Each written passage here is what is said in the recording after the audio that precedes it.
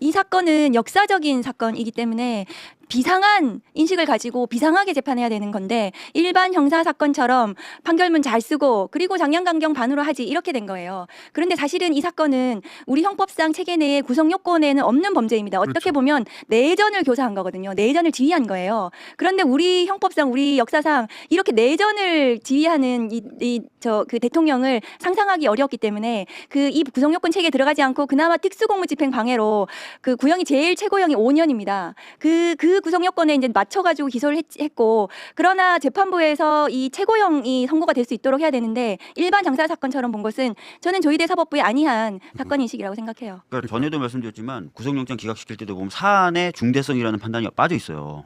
사안이 중대하면 도주 우려도 크고 사안이 중대하면 증거인멸의 우려도 크다 그래서 보통은 영장이 발부되는데 사안의 중대성이라는 게 없고 나머지는 아주 일반 사건처럼 대한단 말이에요. 여기서도 보면은 엄중한 처벌이 필요하다고 언수는 했지만 초범이라는 이유로 감경을 해줬어요. 다시 말씀드리면 이 사안의 엄중함에 대한 인식이 없어요 지금 법원은. 이게 직무 정지됐지만 현직 대통령이잖아요. 네네. 현직 대통령이 자기 경호처 그 병력을 사병처럼 움직여가지고 공권력 예. 집행을 막았다. 이거는 뭐 상상을 초월한 일이 벌어졌는데 그렇습니다. 네. 앞으로도 다시 벌어지기 어려울 정도의 일인데 조금 이거 법적으로도 이걸 절반으로 말씀드리면- 깎아주나? 예, 그러니까 법적으로 좀 말씀드리면 이게 공무집행방해가 특수로 돼서 7년 6월이고 사실은 그때 들어갔던 공수처라든가 경찰 직원 중에 다친 사람들 좀 있습니다. 그러면 그게 상해까지 들어가면 그럼 유기징역 뭐 3년 이상 뭐 이렇게 되거든요. 1년 이상이나.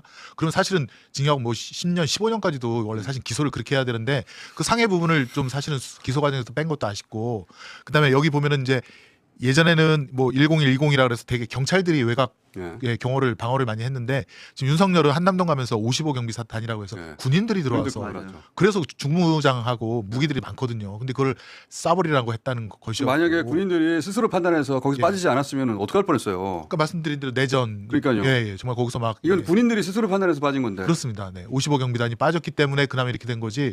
거기 군인들이 있다는 거를 뭐 재판부가 그걸 인식을 못했는가. 되게 아니, 그 엄중한 상황이었다. 앞에 판결문은 잘 썼잖아요. 잘 썼어요. 굉장히 의미 있는 판단을 했습니다. 네. 공수처의 수사권 관련해서 굉장히 명쾌하게 그 논리로 정리를 해버렸어요. 그리고 국무회의가 위헌 위법하다는 것을 판단해줬기 때문에 그 직위원 재판부의 내란 수계 판결에 그 위헌 위법한 내란이라는 것이 판단이 될 수밖에 없도록 굉장히 중요하게 법리적으로는 잘 된 판결입니다. 그러니까 법리적으로 잘해놓고 형량 가지고 이렇게 마지막에 결정할 네, 때 네, 네. 정치적인 고려도 있었을 것 같아요. 왜냐하면 그 당시에 국민의힘 국회의원들 40몇 명이 가서 같이 막았거든요.